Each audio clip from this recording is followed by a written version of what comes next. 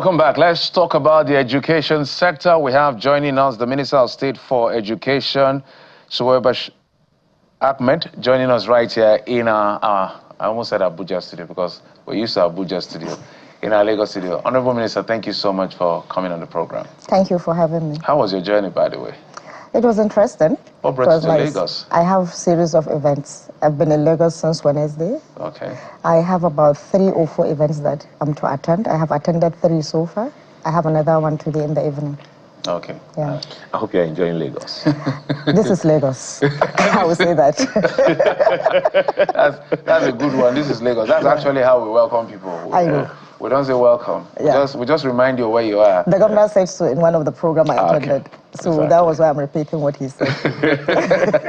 All right, getting straight to business. Let's talk about some of the policy reforms that have come through under this administration in the last 2+ years. And let's start with what perhaps is one of the very latest in terms of adjustment and curriculum, which has to do with the scrapping of mother tongue learning policy. And now why this is important is because if you look at China, if you look at Japan, Asia, some other developed economies, you see that they don't speak English, but they are first worlds of this world in terms of technological advancement. So sometimes we wonder whether all of us, because Nigerians are doing fantastic things. If you hear what was going on yesterday in Congress, you see that Nigerians are some of the most successful immigrants in America. Yeah. And we learned whatever we learned in English. So imagine we learned it in our language. So why the scrapping, or why the lack of continuation, if you will, with that policy? Thank you.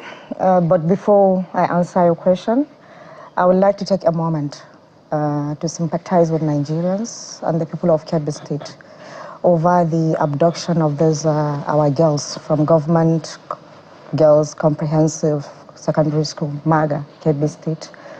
I speak as a mother, not as a minister. As someone who spent her life fighting for every child's right to learn, this is a painful moment for all of us.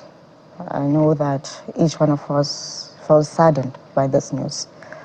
No child should disappear from a place meant to keep them safe, and no parent should go to bed wondering where their child is, whether they are hungry, cold, or even where they are safe. We feel this deeply, and we will not pretend that everything is fine, because it isn't. As I speak, we are trying to strengthen safety in our schools, and we are working with security agencies, every hand that can help, because our children are out there counting on us to come to their aid. And I will say that to every Nigerian listening, the government needs your support, because really, we need to bring back our girls. So this is a moment for all of us to stand strong together to ensure that we don't fail these girls. We'll bring them back home safely, inshallah. I want to say that before I start the conversation. Now let's go back to why do we actually cancel the policy on the use of mother tongue as a means of instruction in the classroom. Let me start. I'm going to be very categorical. We agree. We are not saying that it's not a fact. It's a fact that when children are taught in the mother tongue, they learn better. This is a fact. The Minister of Education is not saying that that is a fallacy. No, we know that is a truth. We know that when children are taught with the mother tongue, they learn better. Constructivists have already proven that. And even if you look at the National Policy on Education, right from the beginning, you look at 1977, revised 1981, and subsequent revision, I think we have about 7 different editions of the National Policy of Education. It's still part of the policy. Children should be taught with the mother tongue from primary 1 to 3, and then English will be taught as a language within that years, that is primary 1, 2, 3, and then transit to English as a medium of instruction, and then mother tongue, of course, as subject within the curriculum. So I want to be very categorical, because I have been seeing a lot of write-ups trying to show us that English use of mother tongue is more effective. It's not like we don't know that. I can write a much better paper on that probably, if I want to, because part of my PhD research is experimental work in terms of the best method of teaching when you come to teach at senior secondary school. So we're not arguing with that. But then there is the ideal situation, and there is the reality. In an ideal situation, I don't know whether you are aware of the IFE research, where it's part of the reason that we have that as part of our policy. A research was conducted in IFE, where you have two schools, one control school, another an experimental school. The control school were taught using the mother tongue, while the experimental school were taught using English. That is, the experimental is with the mother tongue, while the control is with English. At the end of the day, they were examined, and the experimental group taught with the mother tongue far from much better than those taught with English as a medium of instruction. So we are aware of that. But then even in that experimental group and control group, the situation is an ideal situation where all the learners speak the same language, all the teachers speak the same language, and materials, textbooks, everything was available for that instruction. So the textbooks are there. The teachers were trained on how to use the mother tongue in delivering the curriculum. Ideal, as I said, ideal.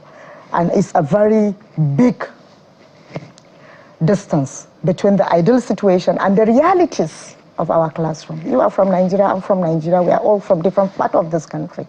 We know that hardly do you find a homogeneous group of students in a class in Nigeria, because we come from a diverse culture. We come from 500 plus languages in a country.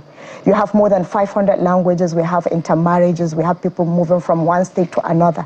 We move a lot. Migration, when the experiment was done, then there are limited movement. People from southeast are not as many as they are now in southwest. You can't even compare. People from northwest moving from northwest down to southeast, southwest. We don't have that much movement. But now, everybody, anywhere you go, you find this heterogeneous group.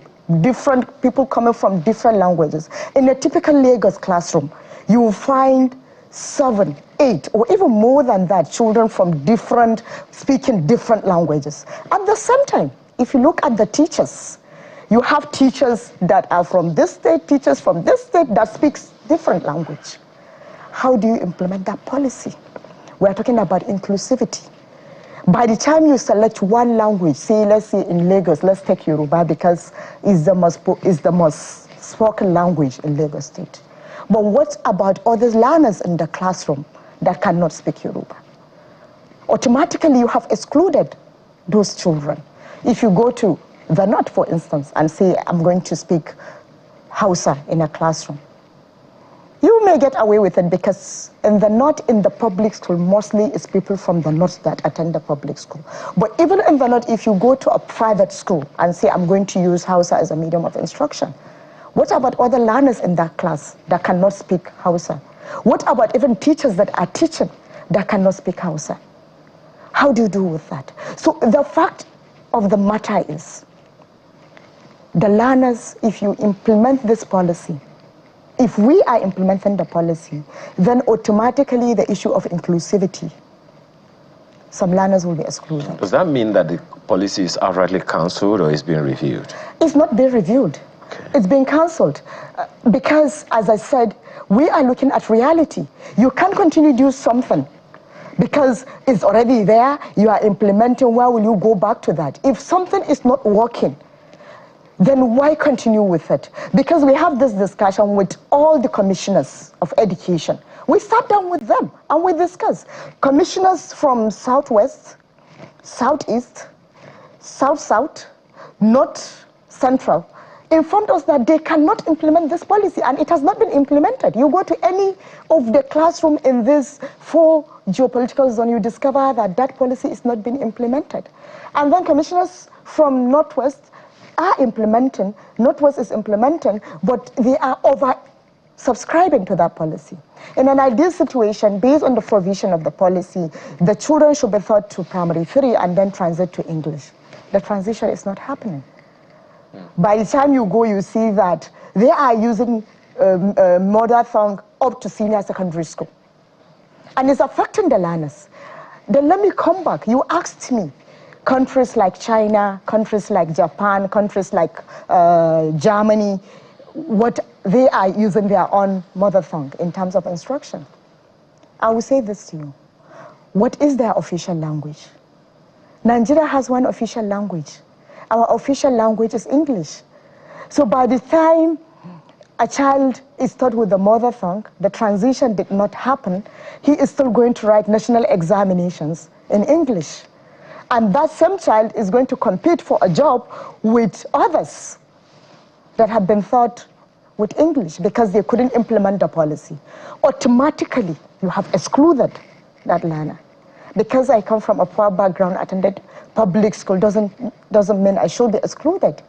Because all our textbooks, all our resources, IT gadgets that you can log into are available in English. Even in primary 1, 2, 3, that the policies specify that they should use mother tongue, the textbooks are in English. And the examinations are written in English. So when people argue, when people are criticizing us for making this policy, I look at them and I'm surprised. Have you been to the field? Have you gone to these classes? Have you examined really what is happening? And because when we came to say that we are cancelling that policy, we were categorical that we are not arguing that mother tongue is more effective. We are not arguing that. But the reality of the matter is our context, we are rich in cultural heritage. I'm proud of that. But our context will not allow that. So we're saying that, by essence, the reason it was scrapped was because of the heterogeneous situation based on mobility of labor. Now we're moving across board. But let's expand it even further as long as curriculum is concerned. We've seen some moves that are impressive, but a lot more can be done. Maybe highlight for us, because globally we have to be competitive. But and if you go to, for instance, America and some other places, they will tell you Nigerians are, if not the most successful, one of the most successful immigrants. That means there's something we have in terms of tenacity, in terms of resilience, in terms of brilliance to be able to adapt and scale as far as we want to go. But when we come back to Nigeria, sometimes it's a bit of a challenge when we are exposed to a lot more theoretical approach to learning. What is being done in terms of adjusting curriculum to current realities to solve current problems that Nigeria is uniquely facing? Let me talk about the review that we did briefly, so that you see from where we were and then where we want to be. When we came on board, Dr. Maruf Tunji Alao and myself, the first thing we did is to X-ray the whole education sector and to identify the major issues, challenges bedeviling the sector. And part of what we are right now doing is picking each one of those elements and working on them, identifying the best intervention. Before we move away from the language policy, I would like to just point out one thing, and then I come into the curriculum. Some of the critics that are criticizing this scrapping of language policy are talking about, because we mentioned that it's part of the factor that is also affecting effective learning. They think that we are narrowing our scope to only the language, but that is not the fact. We are not narrowing our scope. There are other areas, other issues we identified in terms of the teachers themselves, the quality of the teachers, in terms of infrastructure and funding that goes into education. So for each of these items, we have specific intervention targeting them. For instance, in terms of teacher quality, we have done the review of the teacher training curriculum itself. We have also identified and developed teacher training package for every teacher in Nigeria, whether public or private. And even in terms of now cancelling of the language policy, we have actually developed a training package for ensuring effective foundational learning. That is literacy and numeracy. We are going to train the teachers in terms of how do we effectively ensure that the learners learn literacy and numeracy and be able to read each appropriate text. So we are working on that. And apart from that, also issues around administrations. So we have identified all the problems, and the curriculum itself is one of those key challenges that we identify, because you discover that the curriculum is overloaded. overloaded with regard to not only the number of subjects, but also the content. And then the approach also. The approach is more of, because the content is so loaded, the approach is more of rote learning rather than understanding. And also the approach is more focused on just delivering the content, rather ensuring that learners develop key skills, key strategies of learning. So what we did the first instance is to reduce the content overload. We looked at the subjects, reduced the subject to the most appropriate ones. We looked at the basic ones, the ones that really these learners at that level require that. And then we also looked at the content. If you say a term is 15 weeks, we ensure that the content can be taught within that 15 weeks. Because as it stands now, you look at the content and you look at the weeks per term, you discover that there is no way a teacher will effectively teach that content within that 15 weeks allocated for a term. So we looked at the content also. And then the approach also, we changed it.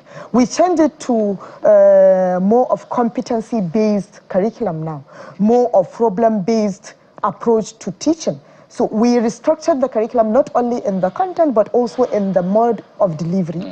That is what we actually do. And by the time we did it in such a way, we ensure that the way it's delivered, when we say problem-based, we are referring to looking at real-life situation in terms of how we teach and deliver the content, so that it will align with the context of the country. Madam, forgive me, and I hope this is also still in line. We've talked about language-based learning. We'll probably still have the national symposium on that someday. We've talked about the curriculum and all of that. But then there is this issue that the House of Representatives has made a pronouncement on. How is the Ministry of Education, Federal Ministry of Education, adjusting to the suspension of CBT until 2030? What we plan, let me just give a bit of a background. Part of the analysis we did, we realized that malpractice, exam malpractice, is common and is becoming acceptable. When I say acceptable, in that all stakeholders, most stakeholders are culpable. We discovered that parents support the process, administrators, principals, teachers are all culpable. When you go to schools, you discover that the teachers are supporting the children to engage in malpractice, principals are supporting their schools to engage in malpractice, parents at the same time. It's because some parents even change the school. If a school is not actually engage in malpractice, special schools, they call them. But it's becoming so common. The malpractice is becoming like an acceptable way. And it's automatically, once you have malpractice, automatically it's affecting the education sector. Because by the time a learner knows that at the end of the day, he doesn't need to study, will be able to have the 9 credits requirement to go into tertiary institution, the children don't pay attention. They relax. And the teachers are also relaxed. They don't need to finish the curricula because they know that they will give expo to the learners. And it's affecting also the education sector. And we realized that when we looked at JAM, for instance, initially JAM also, they have this issue when it was written examination. But they were able to migrate from the written examination to CBT examination, and automatically it reduced malpractice about 99%.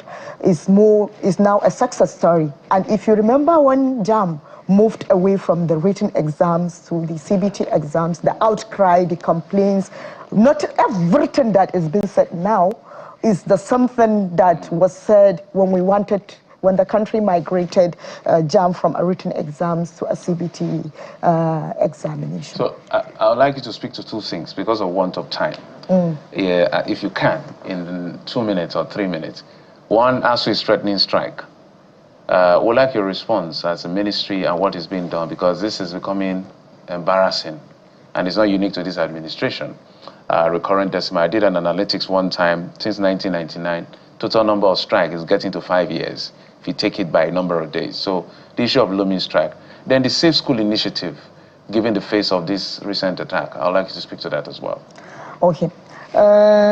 Just that for the CBT, we engage the House of but then it's a good thing for us. We have to move forward. Change is always difficult, and all those things we are seeing is because we are trying to bring change in the education sector. One thing I know that the current situation we have when we talk about education is not acceptable. I'm sure that no person is happy. If you look at our public schools, learning outcome, all the external and internal assessment in terms of learning outcome, we know that the number is bad. We have 45 million children that are seen as not able to read age-appropriate text. We have to change that narrative, and that is where we can't continue doing the same thing and expect different result. We can't, and therefore we need to change because we want a different result, and that is why most of the things we are bringing, they are changed. And by the nature of mankind, they don't like change. Man doesn't like change, but then that difficult decision has to be taken because we need to change. The way things are being done in this country in terms of education is wrong. We are seeing the result we are seeing is not something that we want. We want improvement, and that is why we're bringing this intervention, and we want to change. I just want to conclude on that. Yes, we have just 1.5 minutes to wrap. With regard to ASU, there are different agreements. So they're talking about an agreement that was done about 16 years ago that has never been signed. But when we come on board, we wanted to put that case to a final rest. And therefore, we constituted a very high-level committee. The high-level committee is decision makers. Initially, people that are representing the government's side are low-level staff, not decision makers. But now we have permanent secretaries as part of the technical working committee. We want to finalize all the outstanding issues and lay that agreement to rest. I can assure you this. We've been having series of engagement with ASU, and all their issues, we have tabled them. We are addressing each of the issue item by item. We still have, most of the issues have been trashed out.